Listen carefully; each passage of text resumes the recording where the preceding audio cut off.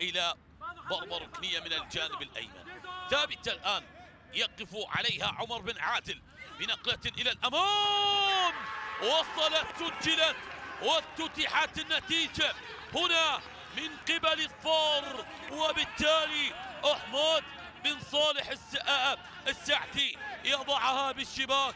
الكرات الثابتة أحد أسلحة كرة القدم من أجل الوصول، وحمود نعم هو من ثبتها في شباك المنافس. حمود هو من قص شريط الأهداف. هذه العرضية من الجانب الأيمن ضربها بالأرض لترتد هنالك إلى الشباك، وبالتالي حققت المبتغى وأعلن من خلالها حمود التقدم في مباراة هذا اليوم، وأصبحت النتيجة هنالك 1-0 1-0 لمصلحة الفار، 1-0 للنادي العماني. التوجيهات، الاستلام، تقدم، هذا التقدم، هذا الهروب، هذا الثاني، وصلت نعم جاء الهروب وسجلت، وهنا البديل أكد النتيجة، هنا البديل أكد الفوز. عبد الله بن زاهر المغني نعم يؤكد الفوز لفريق الفار بمباراة هذا اليوم.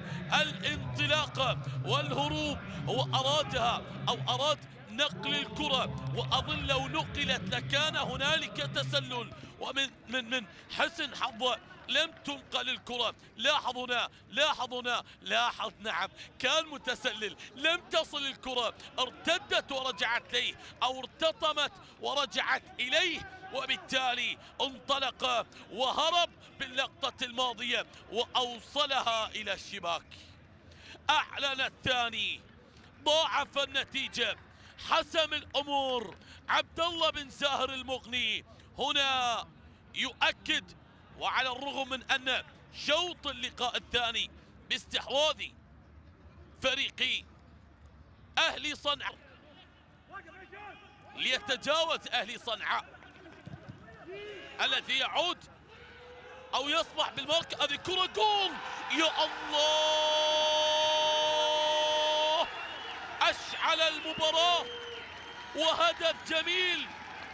سوان عبد الفاضل بلمسة رائعة وبحطة ممتازة، سوان فعلها، سجلها، وهنا يقلص الفارق ليعود بالأمل.